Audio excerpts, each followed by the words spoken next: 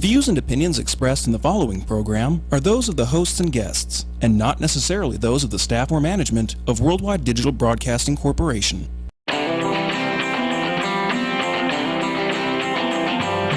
Hot topics, food, fun, entertainment, and serious business. Live Las Vegas with Rikki Cheese.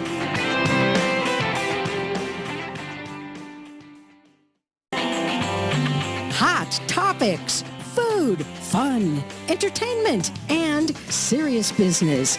Live Las Vegas with Rikki Cheese. Well, we've been handling quite a few hot topics here as we're getting the reverb. It's like two of me. No, there's only one of me, and there's only one Jeff Miller, too, who is running for Congressional District 4 here in Nevada, going up against Republican Crescent Hardy for the Republican nod, going into the primaries, going into the general election. I'm not going to call this a crazy season per se, because there's been some, rocky things happening here in Nevada. But it seems to me that District 4, at least for you and Crescent, you guys have not gotten nasty. No, we really haven't. I'm not a nasty guy, and Crescent's not either. No. But that's not. We'll keep it respectable. Even though we disagree on a lot of things, especially when it comes to the president and how District 4 should be represented. But yeah, we're not out there. We're not the bad guys. Tell us a little bit about yourself, because one of the things I loved reading about your bio is not only are you a rural guy, you've worked on the Las Vegas Strip. I mean, you have a good overview of what all of Nevada is like, not just the rural counties. That's right, Rikki. I lived in rural Nevada, in Winnemucca. And then, first one, I don't even know where to begin. I came here 2001, moved into Reno. From Reno to Sun Valley to Fernley to Winnemucca, got in with the ranching, got into some prospecting and to the mining up there, got married and came down to Vegas, try our hand here. So yeah, I'm in the tourism industry here in Las Vegas. We run Wild West horseback adventures. Right. We do trail rides out at Red Rock Canyon and in Moapa Valley. We're number one for what we do in that. We're proud of that. But it's because we understand tourism. We know how to get out and talk to the people, and it's campaigning. It kind of goes hand in hand. It's all about marketing. So, but to answer your question, yes, I north and south, I'm the link here in District 4. Well, that was the thing that when this district was first created, and that was back in 2010. The first time it was up for election was 2012. It's changed hands every single time. And one of the things I think is interesting is this bounce back and forth. You had Stephen Horsford at one point, who's really more of a Clark County guy. You have Reuben Kuhn, who's stepped aside, who's seen more of a kind of a Clark County guy, but a little bit of rural. But actually, you and Crescent are the only two who've had really deep ties to rural Nevada. And I think that's significant in how the election's going to play out. It does.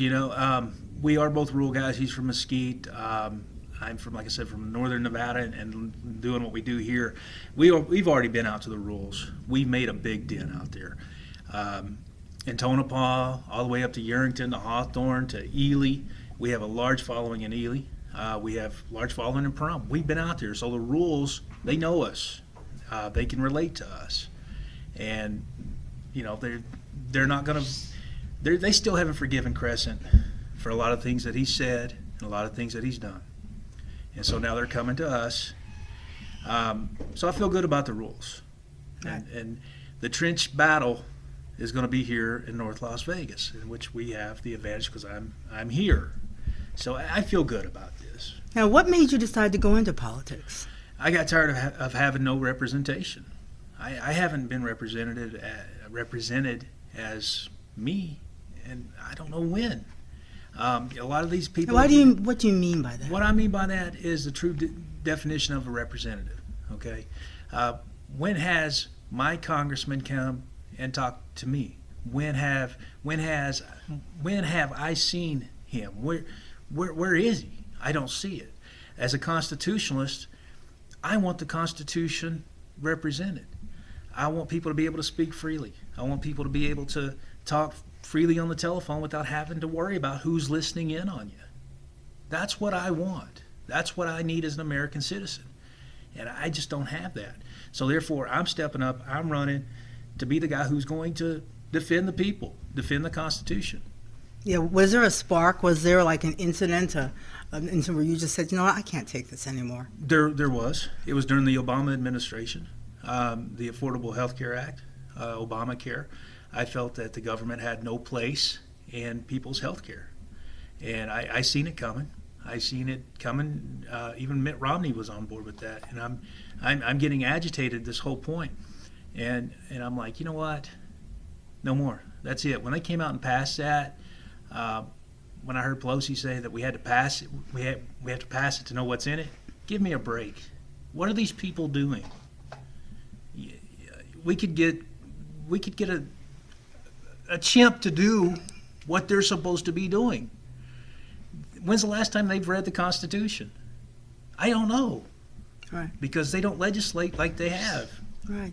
Well, let's talk about that, because I asked you beforehand the top 5 issues in District 4. I want to apologize for all of the politicians I've had on before Jeff came on, because I tend to just go off on a tangent, and then I realize I may not even be talking about the things that they find most interesting and most important. Unemployment. You say that's a very big issue for you. It is a big issue, and it's a big issue for me because it affects District 4. We have 12.9% unemployment. Now, unemployment has went down around the country and the nation, but District 4, we're still feeling it. Why is that? There's a lot behind that, because some of these towns, like in Lincoln County, they're 15, 20 people away from becoming a ghost town. And they tell me in the rural areas, their greatest export are their children. There's no jobs for them. They raise them just to leave. They either go to Las Vegas, they go to St. George, or they go to Reno. And a lot of that is regulations on the mines. A lot of that's regulations on the rancher. A lot of that is just a lot of people don't even know how to start a small business. They just don't know. Let's get out there and teach them. Let's show them how to do it. Let's streamline the process. Now, I don't see the government as an employment agency. It shouldn't be. But we can get the regulations off that have been put on these businesses and on these communities, and get the people back to work. Now, obviously, not everybody's going to want to own a business, Right. but that's going to create jobs for other people. And once more jobs are coming in, that's more money. So it's just common sense. We have to do something. I found even here at the local level during this last election cycle, and talking to my friends who are starting small businesses or who have them, is the nickel and diming of these small business people. So it's not like a whole big, now you have to pay me $500. It's $20 here for this permit, $30 here for this permit, and after a while that ends up to some really big money. And these aren't one-time perments. These are permits that are going to be, almost like taxes coming back at you year after year after That's year. a good way to put it. That's really what it is. You're right. And God forbid you try to build something from the ground up. The permits, they make you hire an architect, and then you have to have certain things for certain people, even though, what I mean, but without going into full details with certain things, Right. but it's crazy. It's actually designed to hurt people, it seems like. And we got to get that off. We got to look out for our own people. Now, when we talk about the counties, because you have the 4th Congressional District is pretty large. It's the central part of the state. You've got White Pine County, Nye, Mineral, Esmeralda, Lincoln, Lyon County, and Northern Clark County. I mean, man, that's a lot of mileage that you've got to cover. It's a lot of mileage. The towns are really far apart. Now, when you look at it, yes, on the map it looks huge. Okay, but the towns and communities that are there, it's just getting there. Towns are 100 miles apart in some of these places, 200 miles apart in some of these places. So it's not like we're going from one town to the next in 30. We're not. But population-wise, yeah, I mean it's a pretty good size. Then you have the test site in there. You have the Hawthorne military base there. Creech is in there. So a lot of veterans, a lot of military families are there. But yeah, no doubt, it is huge, and we're out there. If I'm not there, the campaign's there. Somebody's there Right. in these areas and reaching out to them. Tell me about the industries, because even to the rest of the world, there's just Las Vegas and then everything else, and people tend to forget that there are some significant industries that are important to Nevada. Mining is one of them. We don't hear a lot about mining anymore. No, we really don't, because they've made it hard. Metal prices are low, so it's hard for a lot of these mining operations to get their equipment in there to be able to make a profit. For the individual, they might do well going out there going through the tailings, but it just doesn't make sense to send $5 million worth of equipment up that mountain if you're only going to take out 3, Right. with the metal prices being low. And then not just that, you have a lot of EPA regulations on them. You have a lot of things that are really hurting the communities, and mining is huge. Nevada was built on that. Right. The Comstock lode, that's how the Carson City Mint was put in, because we're pulling so much silver out of the ground, and the silver, the gold, the uranium, the platinum, it's still there. Let's get our people back to work. Another one for you is the Constitution. You touched on that a little bit. Why is it still so important, and why do you think that lawmakers out in Washington are ignoring it? Well, it's still important because that is the founding document of our country. I'm a John Locke guy. I believe in natural rights. And that actually outlines what we have afforded to us as Americans. People, when they founded this country, they risked life, limb, everything, signing their names on there, sending that to the king. They could have been killed. Their families would have been killed. They would have been drawn and quartered. That was bravery. That was courageous. And I still believe in the American dream. I'm a product of it. And I want my children to have that. I want their children to have that. I want all of our children to have that. To me, it's just common sense. And if we don't have that, what do we have? We're no different than any other country in the world. It had to have been very frustrating for you in this last cycle to see how few Americans voted. It is, but I would prefer an educated voter. I don't want people just going out and voting for what their neighbor told them, because that's reckless in itself. We need people to vote, but don't just give your vote away.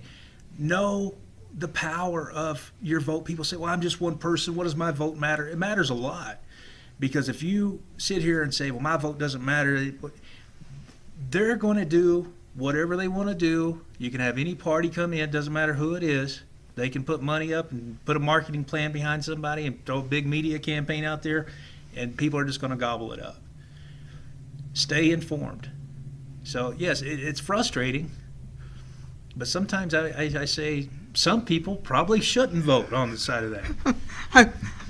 I frequently get into trouble with my colleagues when I say that I absolutely loved the Tea Party and all of these other folks who came out, because I just felt that, as a member of the media, I'm saying this, that the conservative voice in America was being not only drowned out, but didn't have almost a voice. And so one of the things that I actually like about social media, even though it can get very mean, is that now we're hearing from people who didn't have a platform before, who are saying, no, I don't agree with this, and I'm going to tell you why. Yeah, it's huge. Social media, especially in the grassroots campaigns, that's huge, because really that's what helped the Ron Paul movement. That's what helped the Ted Cruz movement. That really is what helped Donald Trump. A lot of the old school politicians, they reject it. They think it's people playing on the internet, but what they don't realize, these people vote too. That's Right. eyes. And these people know people, and these are activists. Exactly. And I think it's a great idea. But yeah, back to what you said, a lot of conservatives felt stifled during the Obama administration. I've had people come up to me and say, hey, Right. during this time, I was afraid black cars were going to come up, take me off the road for something I said on the telephone. Right. That's not America. Right. That's not what we're supposed to be. And to quote Obama, that's not who we are. So you're even willing to quote Obama. I will that. quote Obama. Sure. Yeah, I will. That's I'll great. quote any, all. Another important issue for you, immigration and sanctuary cities. Yes, I mean, it's huge. Sanctuary cities, that's a good one, because the definition of sanctuary is finding safe harbor, safety somewhere. But where does it stop? Because are we going to take this to the full-blown libertarian side? Everybody seeks sanctuary for something. I'm sure the person who feels jaded by child support, needs a place to find sanctuary. The murderer, who is an American citizen, he needs sanctuary. Where does this madness stop? You know, it's one of these things. Any city, any county, you have American laws that you have to go by. Right. You just can't come out of nowhere and start your own country, or you're not supposed to, but that's the equivalent of it. Right. That we have to have a law and order because the Constitution says we have law and order. For the immigration itself, as a conservative, people assume a lot of things. They say, well, you don't like a certain group of people. No, that has nothing to do with it. We have to protect our nation. And what I mean by that, if we don't have a border, we don't have a country. We can't have open borders because it opens us up to the idea anybody can come and go as they please. And therefore, really, we might as well just go ahead and align with another country. What good is our own country? But isn't that happening now anyway? I mean, let's face it. People are coming back and forth across the border. We see these stories in the news all the time where folks have been deported like 5-6 times, sure, and they just come right back across. But that doesn't mean it's right, and that's what I'm fighting against. You know, you have to have laws. You have to have a perimeter. I mean, you can't let people come into your own home. It's like we go to bed at night. Most of us here, especially here in Las Vegas, we lock our doors. It's just part of what a nation does. And yeah, you know, I would be open to the idea of looking at people like who have came here looking on like a merit-based system. What have you done since you've been here? Okay, have you been in and out of prison your whole time? Then no, you can go back. But basically, here's the plan that I had in 2016, and a lot of people enjoyed this. A lot of people liked it. And if anybody caught coming across the border right now, you're going back. End of story.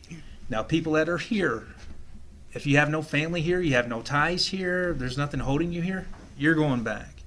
Now, people that have been here for 30, 40, 50 years, they have children here, they have grandchildren here, we look at them on a case-by-case basis. What have you done? Like I said, have you been in prison? Okay, you haven't? Okay. What have you done for your community? What have you done for the schools? Have you done something? What have you done? What contribution have you made? Right. And now, we're not going to give them blanket amnesty. They can still expect to pay a back fine and taxes and everything else, but they can start getting the paperwork done, and they can go get in line behind those who have actually already filed, because that's a big thing too. A lot of people who have migrated here legally are saying, Jeff, what was the point? I could have snuck in here, and I could have had people fighting for me, saying all this. So all this money, time, energy, tears, what was it worth? Well, it was worth something because you guys did it the right way. Right. So it's not an easy fix because we put ourselves into this situation. We keep kicking the can down the road, and now the chickens have come home to roost. All right, we're going to take a quick break. We're going to be right back. We have with us Jeff Miller, who is the Republican running for Congressional District 4 here in Nevada. Crazy Terry here with your car care tip of the day. Today's tips on cooling systems. This vehicle's got about 182,000 miles on it, so if you're checking the coolant, check the hoses too. Just feel them and see if they're soft or any signs of fatigue for the mileage on it. They don't feel bad. They look like they're still the original hose, but you want to make sure you don't go too long with these hoses because they will eventually deteriorate, cause a problem. In this case, this car's got a visible leak. The customer brought it to us. We'll pop the hood and check the cooling system. First, we just relieve any pressure that might be on the cap, remove the cap, take a look inside. We see it's kind of low. Now we'll start our inspection. What we found on this one is the top tank is leaking. It's got a crack in it. Pretty common for these plastic radiators to do that. I want to get to a shop right away because severe engine damage can result from overheating condition like this. In this case, it was pretty easy to see the crack was right on the top tank. But a lot of times we'll have to pressurize the system to locate the exact leak. Could be a hose in the back, could be underneath. Some of these are hard to find. But in this case, a very common leak, the top tank. When we're testing a cooling system, it's okay to use just water, but you want to make sure when you're filling it up properly, it's a 50-50 mix of antifreeze and water. It needs the water to make the chemical work, so don't just put straight antifreeze. 50-50 mix is the best way to go. Keep it clean, keep it rust-free. So as you can see, we got a pretty active leak. You got to get this fixed, so there's going to be some engine problems. If you're going to top off your own coolant, it's really not that hard. If you got a radiator cap, just make sure it's not hot. Take the cap off and take a look. In this case, we're pretty full here, but what we have is the overflow jugs empty. So we'll just add that. Once again, check your manufacturer's specs to make sure what type of coolant you have. In this case, we're using the good old green. There's gold, there's red, there's yellow, all types out there. Just want to make sure you're staying with your manufacturer recommended coolant. And that's really all there is to it. The cooling system is a major component. You'll want to service that regularly. If you have a problem, it could be too late and cost you thousands of dollars. If ever you have a problem, come into Sun Valley Automotive. It's no charge to look at your cooling system. This is Crazy Terry with your car care tip of the day.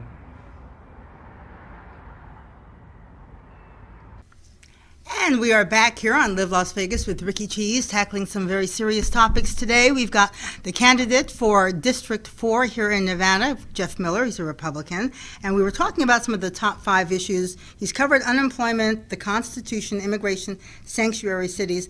And we touched on this a little bit, but let's talk about economic development in rural Nevada. It just seems to me as if that discussion I just don't hear it being held at all. No, we don't. And that's what the rules are mad about. That's what they're mad at Reuben Kean about. He came up there once and never went back. And this is what they're telling me. I'm talking to them there at their city halls. This is what they're telling me. Crescent Hardy had a chance to do something, chose not to. Stephen Horsford, same thing. You know, they start representing everybody except the district. They start representing the lobbyists. They start representing themselves, their friends, their parties, and the people get forgotten. And we can see that in these rural counties. These people need work. These people need things. They need help on starting small businesses. They need help getting the regulations off. They need help opening the mines back up. They need help opening the ranches back up. They need help fighting over their water rights. Water's a big thing up there. It's a big, huge issue. It's huge, and we don't hear about it down here. No. I think the last time we heard about it was back in the day when Pat Mulroy was head of the Water Authority, and even that just kind of got shut down. And I just remember there was because it really wasn't described, and I'll be honest, I really wasn't into it. I wasn't covering it a lot, but it seemed like there was a big water grab, and nobody was talking about it. I mean, people were maybe yelling and screaming up there, but it wasn't a big issue in Southern Nevada because, let's face it, Southern Nevada can be kind of greedy. There is as a local who grew up here, the perception that Southern Nevada is the engine that drives the entire state. Therefore, everybody should go along with whatever Southern Nevada wants, Clark County wants. You're the first person I heard in Las Vegas say that. Yes, you would be. Are you going to walk me to my car? Yeah, I will. But you would be highly welcomed up there because this is the exact same thing that these people are saying. It's the truth. And as much as I love Las Vegas, don't get me wrong, I'm not bashing it. No, not at all. I'm not. There are certain things taking place in our state that we all need to be better informed about and realize that just because we're not there doesn't mean these people don't exist. Right. These are still real people. These are still our fellow statesmen. These people they need help too. And they're crying for it. They're saying, hey, help us too. They're not asking to take anything from here. Right. They're not. But they're saying, hey, we have our needs too, and they're not being met. And these other candidates, 2 former congressmen now running to do the same old thing that they've done time and time again. Well, the allocation of resources, whenever the conversation comes up, down here, it's sort of like, well, once again, back we're the engine, so we should have the bigger allocation of resources. But you're right, this is an entire state. I think a lot of people, if you grew up here, remember when Kenny Gwynn was governor, and that was like a 2-year campaign. I remember thinking, who is this guy who's on every single billboard? I mean, literally the man ran for 2 years. Mm-hmm. Then gets elected and says, to the chagrin of the Republican Party, I'm not a Republican, I'm a Nevadan. And then just started going in there and saying, I'm going to do what's right for the state, not necessarily what's right for the Republican Party. Yeah. And I thought that was outstanding and very brave. Well, I'm glad you mentioned Governor Gwynn. His grandson, Blake, he's with our campaign. Is he really? Yes, and we have his endorsement. The Gwynn family stands behind us. I didn't know we're from the same place in Arkansas. So we have a lot in common. Yeah. But I have a lot of respect for the Gwynn family. But he's right. It doesn't matter if you live in Reno, Las Vegas, Sun Valley, Winnemucca, Ely, Elko, Jackpot. At the end of the day, man, we're still Nevadans. And if one part of Nevada hurts, we all hurt. Right. And if we don't, we need to get our priorities in check and start checking out what's going on in our own state and our own people. And another issue that's big for you, repealing Common Core. Why? It is a big issue because Common Core is one of those things that was put together as a one-fix-all solution for everything. And I'm sorry, it's not that way. For me, I always said that education needs to be left to the localest of locals, okay? That means parents, teachers, even business owners. And people say, why do you want business owners in education? Because once a kid graduates from school, these are the kids you're going to be hiring. So you know what you need. You know what these kids need to be learning as they go along. So anytime you take education out of the teacher's hands and you give them something from the Department of Education, which was just thrown together, a lot of people don't even know that. It's not even a real department. It's an agency created by Jimmy Carter, just signed into existence. So you have to put this back. There's so many teachers that want to be involved with the students, but they can't because they say, this is what I'm told to teach. I have to teach it this way. It takes creativity away from them.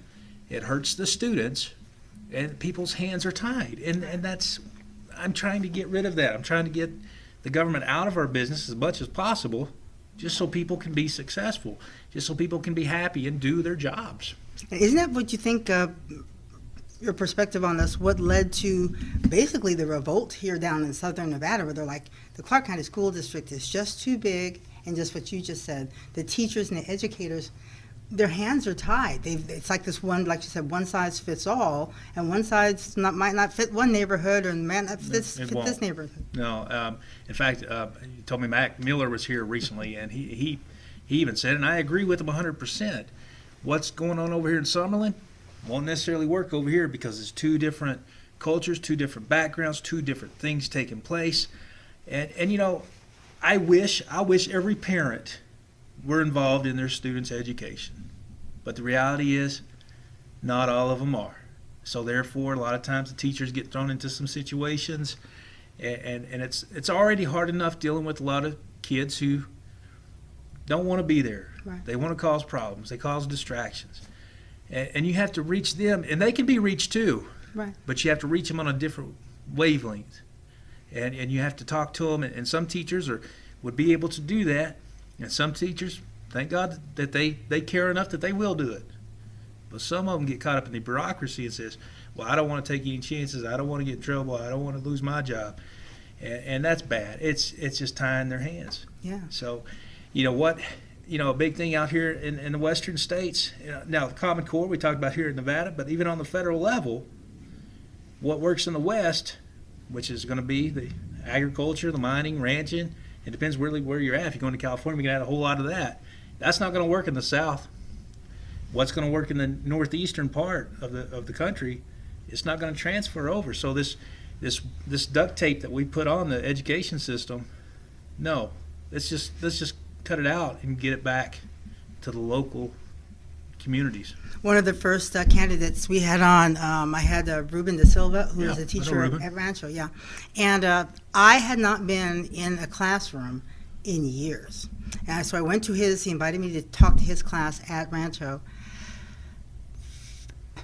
With he and I in the room, there were 50 bodies in that classroom, and I just, my jaw, I just kept propping it up, going, do parents even know? And I just felt like running up and down the street, going, if all you do in this semester is spend one day, or just 1 hour, because I was only there for like an hour and a half, right?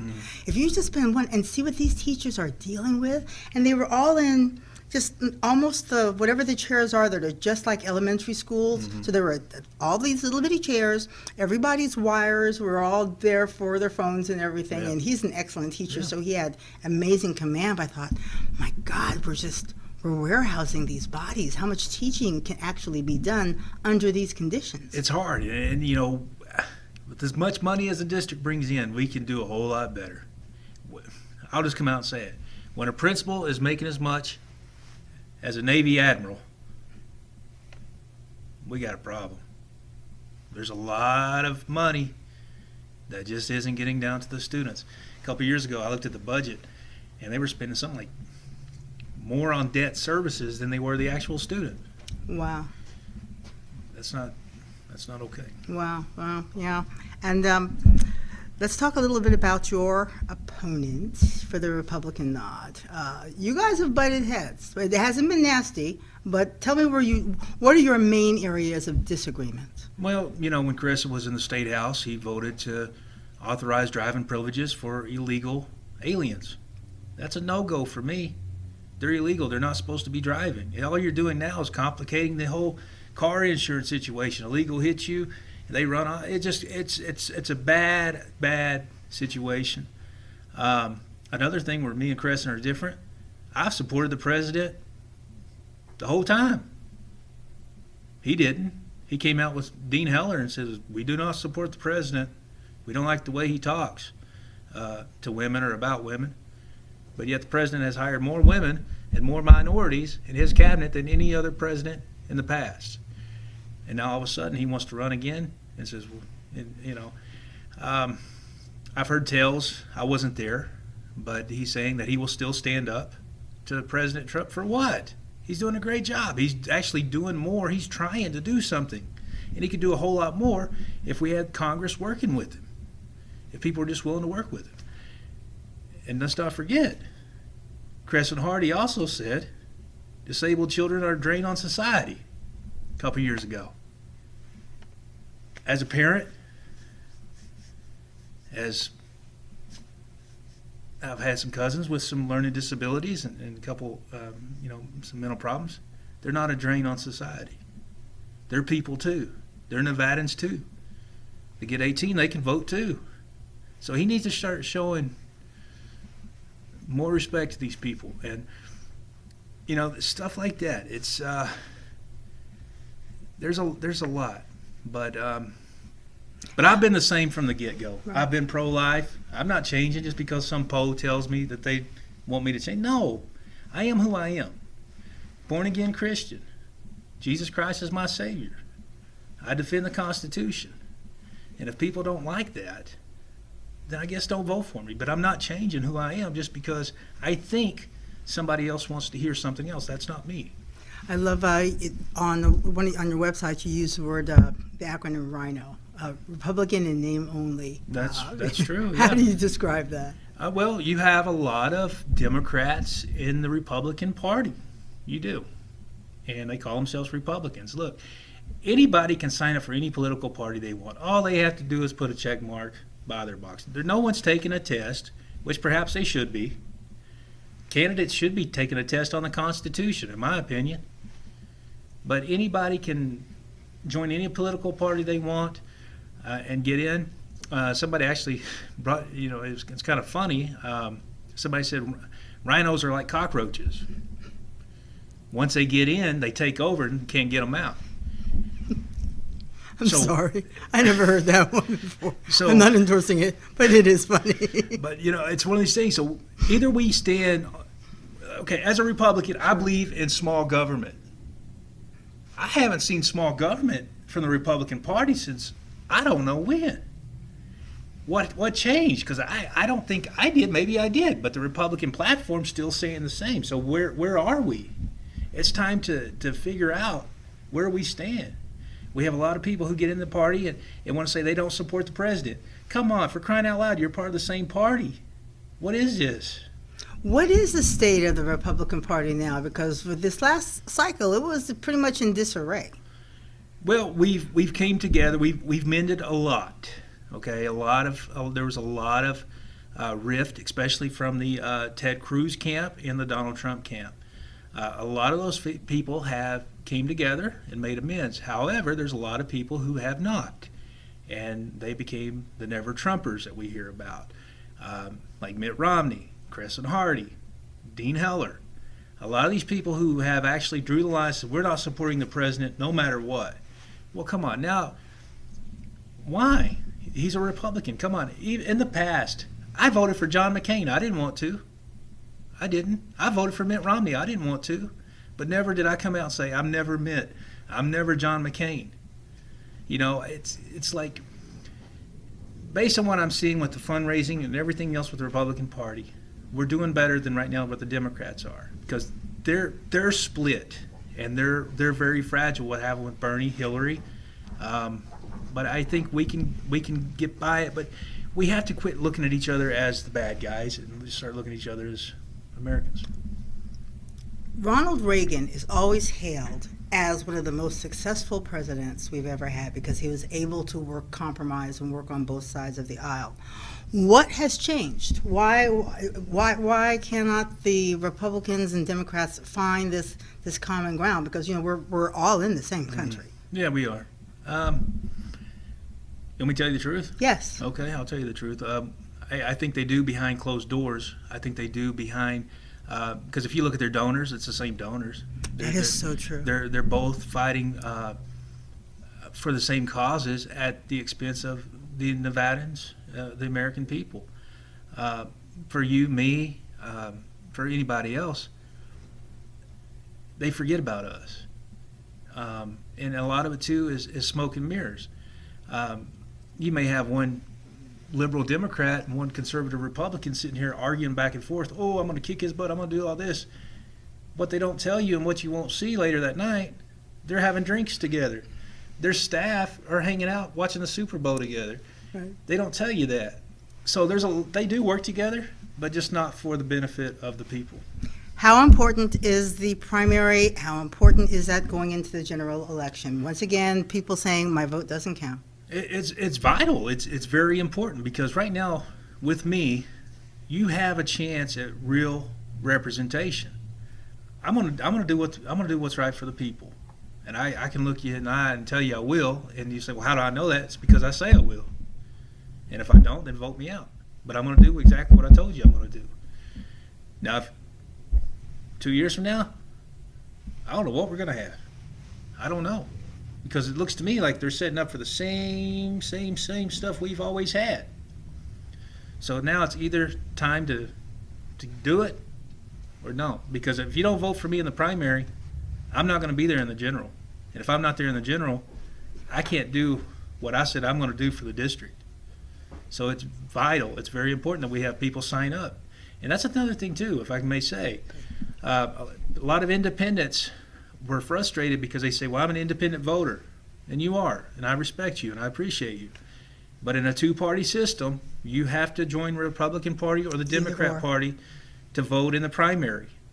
I may agree with you on principle, and I get what you're saying, but that's not the way it works legally. You have to join one party or the other to be in the primary. Now, once you vote in the primary, you can go back to whatever you want in the general. Right. But if you want to be in the primary, you got to sign up one or the other. Right. So it's important. It's people have fought and died for us to have that right, because there's some places in the world they don't have the right to go vote, and if they do, it's just flat out mockery.